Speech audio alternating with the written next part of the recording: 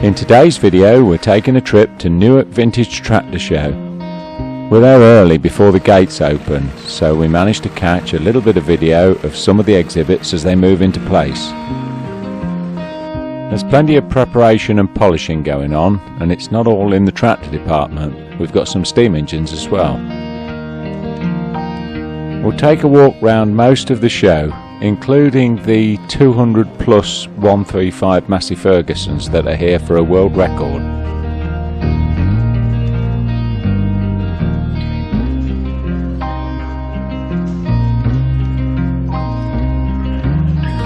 There are many rare and unusual tractors here today, and I suspect that this three-wheeled roadless conversion on a Fordson Major would be one of them. What do you think?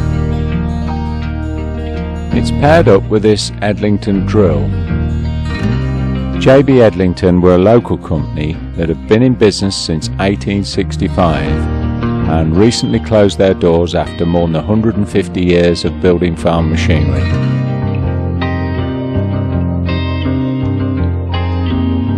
Well, there's unusual, and then there's this, a Lister Auto Truck camper van.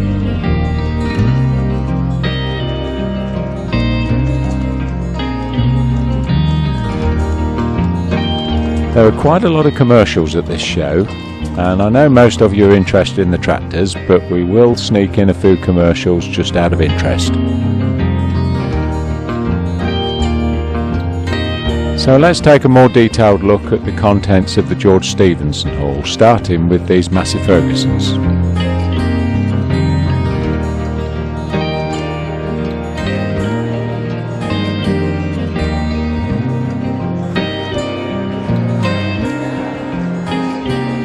This 135 narrow tractor must be quite a rare beast, I would think. It's certainly beautifully restored, as are some of the other tractors in this particular section.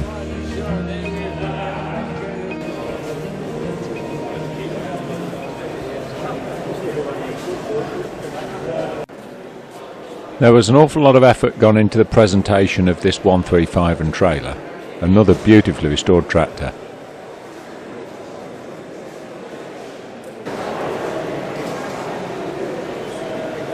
You occasionally see a Porsche tractor at UK events, but not that often, and I'd certainly not seen one like this. The exhibitor's sheet said it was a 133 Super, a Northrop 5006. According to the internet, there are only ever 4 of these made, so it's quite rare.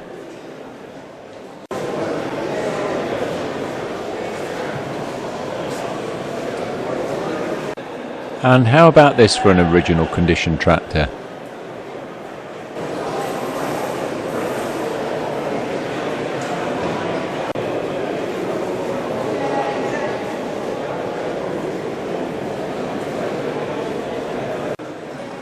A wild Thwaites muck spreader, designed to spread a heap of manure after you'd tipped it in the field.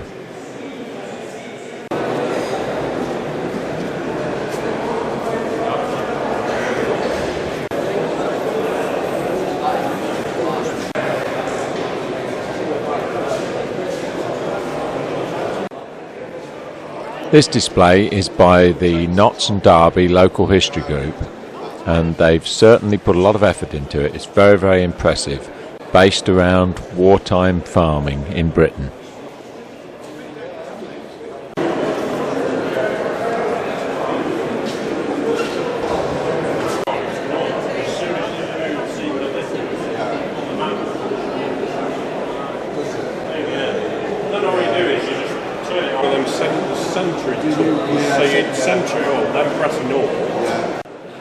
And here's our second Northrop tractor in the building. I think they only built 150 to 200 of these total, so to have 2 in one building is quite special. Not quite sure about the number, 5004T. I presume the T is for turbo. Perhaps somebody can give me some info.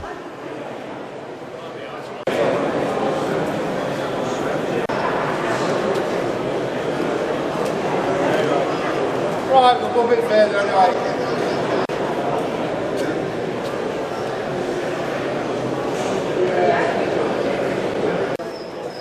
One of this year's show themes is beet harvesting, and this is a very early beet harvester complete with the topper unit standing to its side.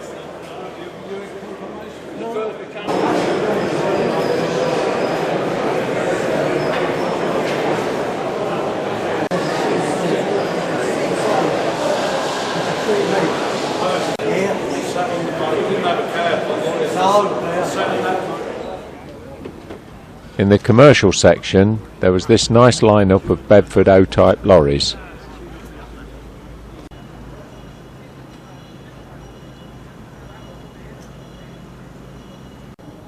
Gentlemen, the bell means that Brown and Co are about to start. An RAF liveried Scamel Scarab, very popular in its day for local delivery work, complete with the unique Scamel coupling, which automatically latched in and raised the trailer landing legs without the operator leaving the cab.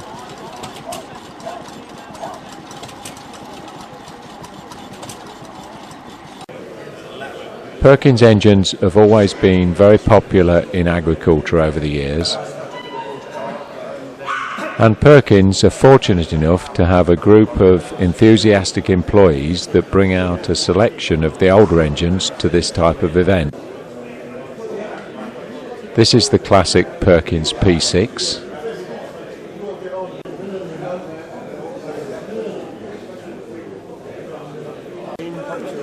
And the later Perkins 6354.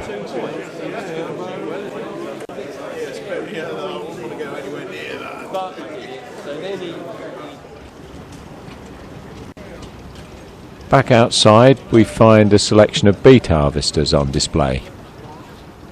These days most sugar beets lifted by contractors with very, very large continental machines, but back in the day Standens of Ely made a range of harvesters especially for farms, and they were everywhere.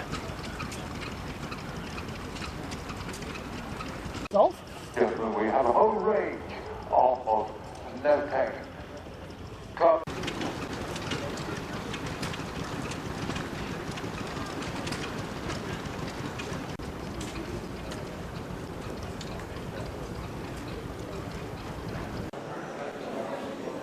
This is a McCormick Sail Reaper. I think it's a later version of the Daisy Sail Reaper. If you know enough to date it, drop me a comment below and let me know.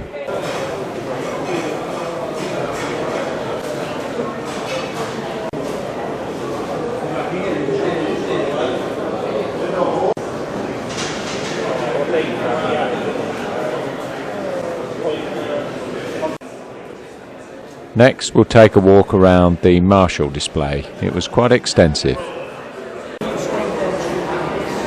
Please do not sell.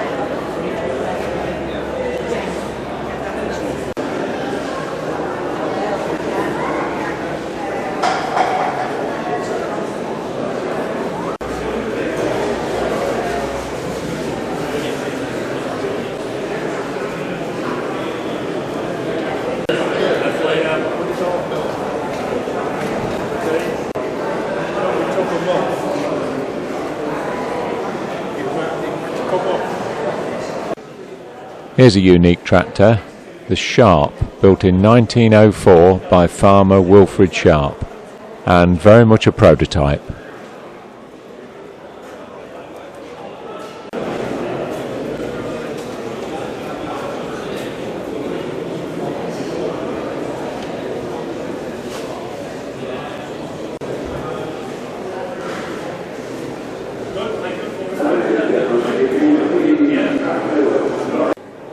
Back in the Second World War, tractors were in short supply, so if you could, you set to and made your own out of anything you could get your hands on.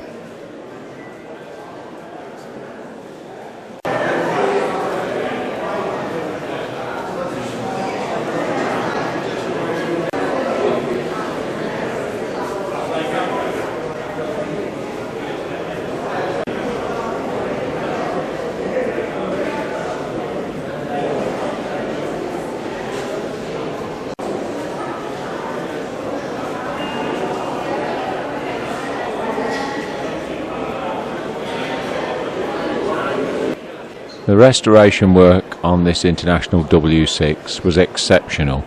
It won the award for the best international at the show and also the best exhibit by a National Vintage Tractor and Engine Club member.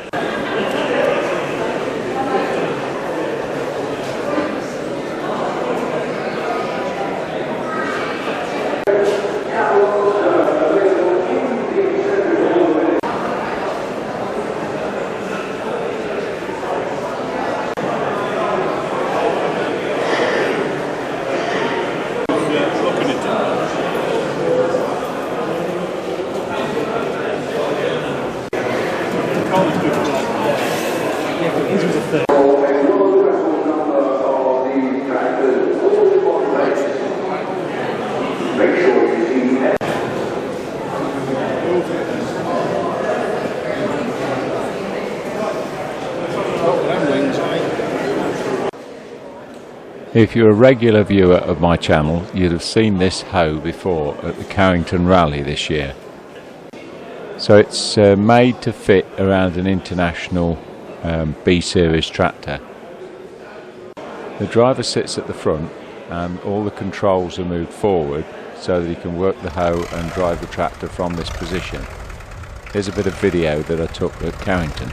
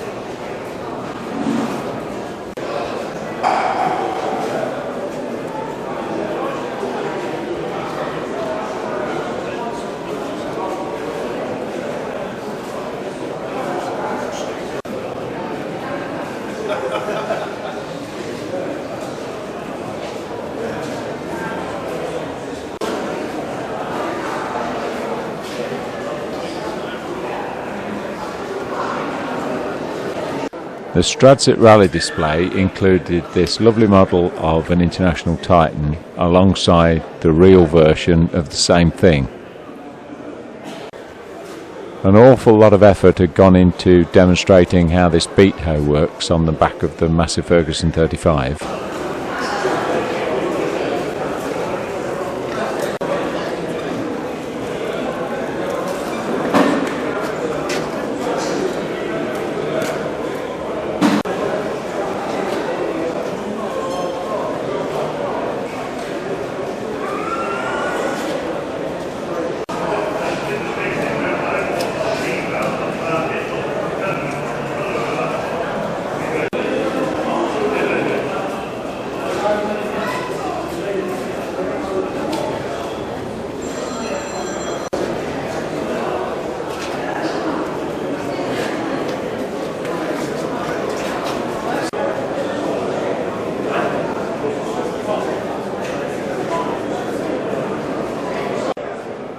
The Wilmont Turn-All Trail Plough.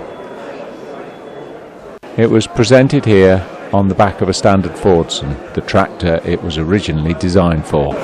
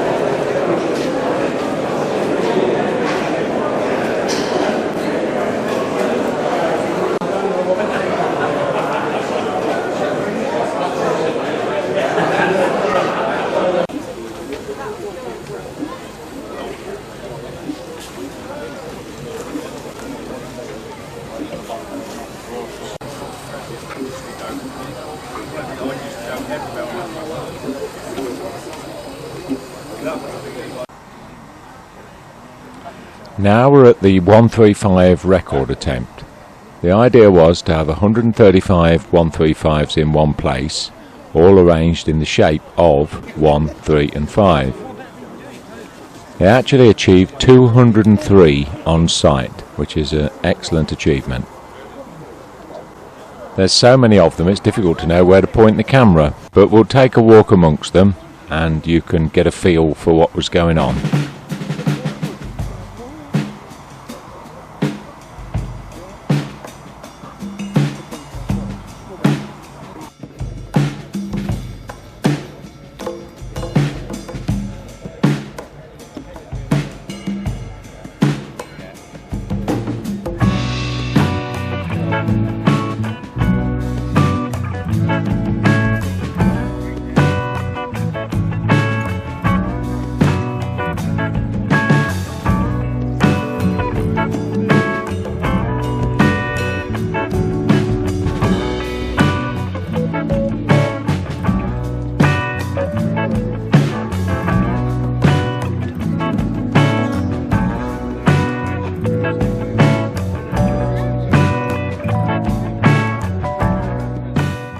And here's an aerial shot of the final result.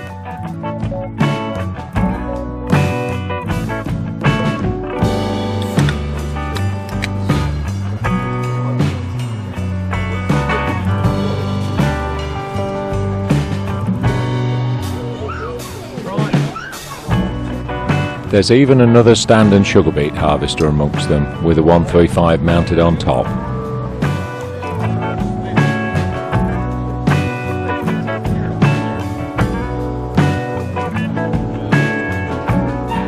We'll leave the 135 display and head into the John Eastwood building, where the Ferguson theme continues.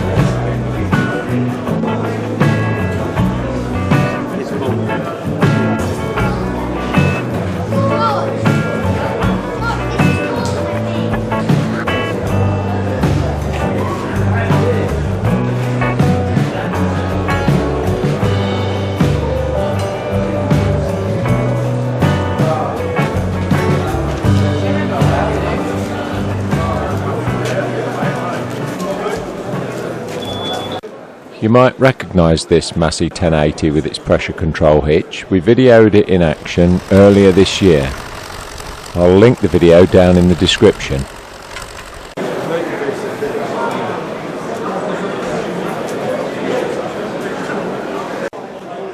And this Plow Master 6.2 should be familiar to you as well.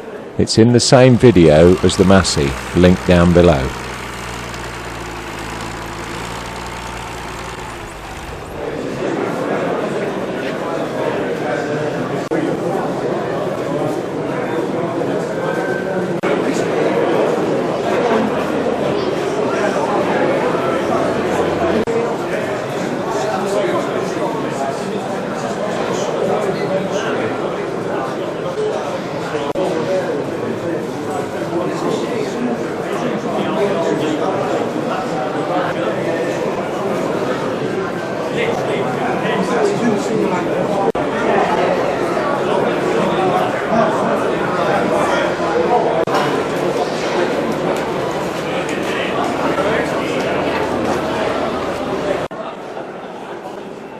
Another tractor we've seen before, the County Crawler.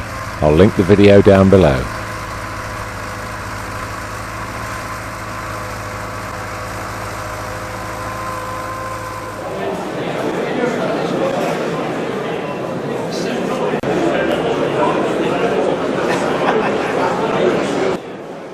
The Plow Master 90 from Roadless.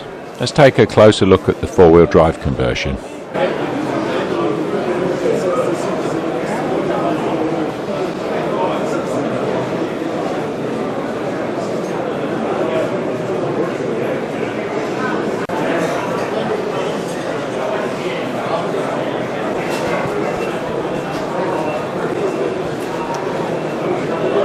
And next to the Plow Master 90, the smaller Plow Master 75 from Roadless. And moving on a little further, we come to the early Super Major Roadless conversion. In a future video, we'll take a look at a Roadless Fordson Major at work.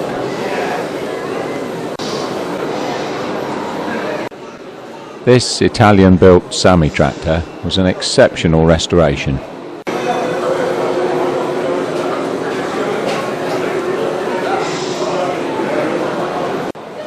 And just when you think you've seen the best, standing next to it is a class winner, this Deutz tractor, complete with mid-mounted mower.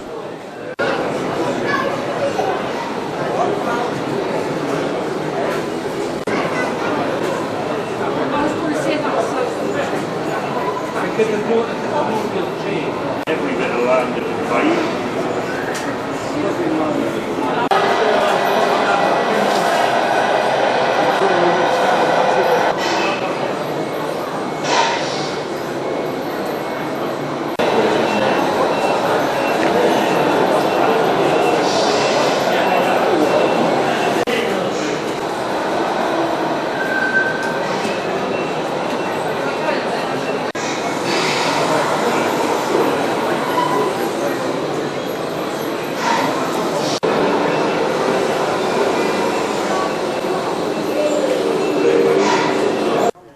This is a big show, and it's time to take a walk back across the showground, past the Fergies again.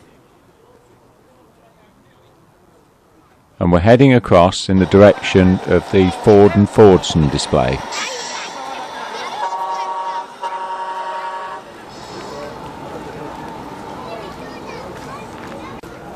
I think we'll call this one work in progress.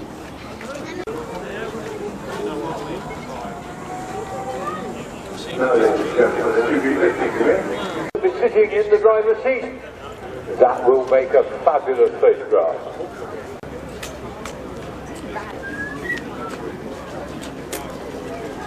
This brought back some memories. It's a long while since I struggled with a set of cage wheels. A 1960 Whitlock Dinkum digger.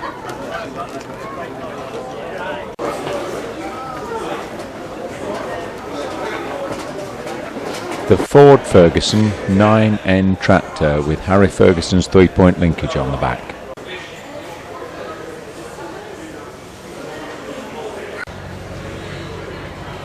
And here's a nice pair of crawler tractors. The blue one on the right is the Fordson Diesel Major County track conversion, and the yellow one on the left is the Fordson Super Major County track conversion.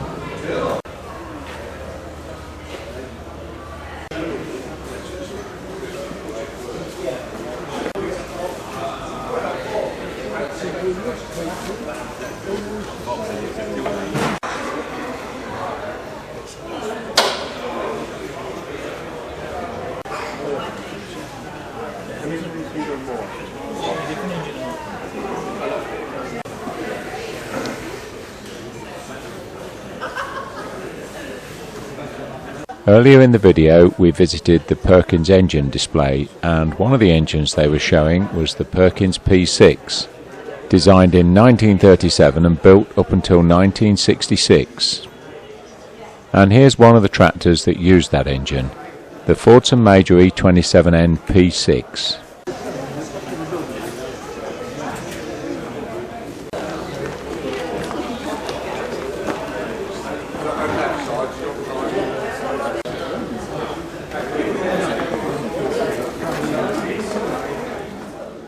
And the display wouldn't be complete without this Fordson standard Model N.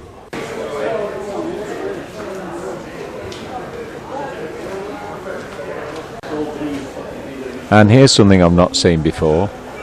It's a Fordson Major converted into a grader, and it's carrying an Ernest Doe & Son badge on it, and apparently was built by Ernest Doe & Son. I don't know if they just built the tractor or whether they built the whole grader. Perhaps somebody will let me know in the comments.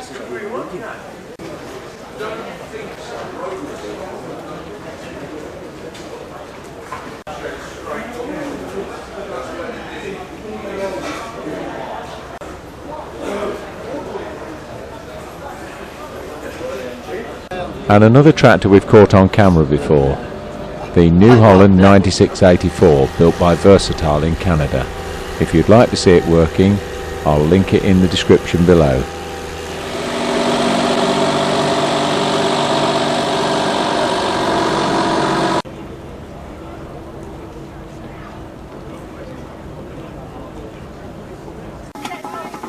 We caught a quick glimpse of the steam engines right at the beginning of the video.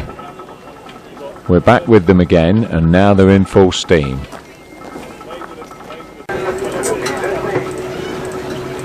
Ladies and gentlemen, we are answering questions from all about the story of tractors. Allowing that.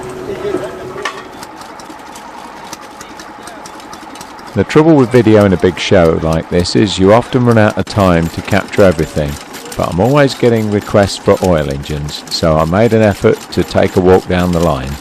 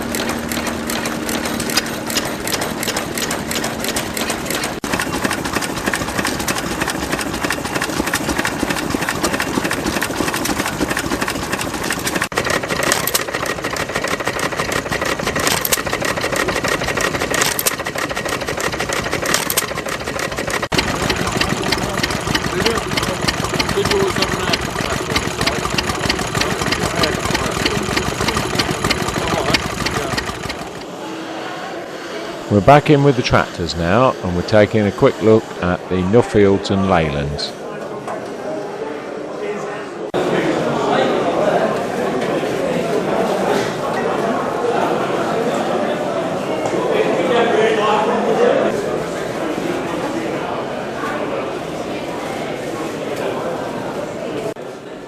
And this is a General made by the Cleveland Tractor Company.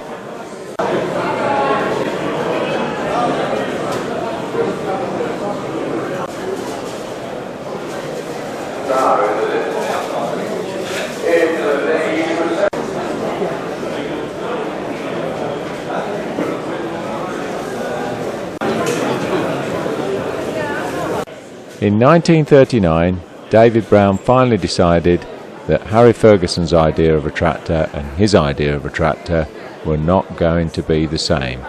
So he built this, the VAK1. The Meltham tractor plant built tractors right up until 1988 when it finally closed. And a good cross-section of these models were on display here at Newark.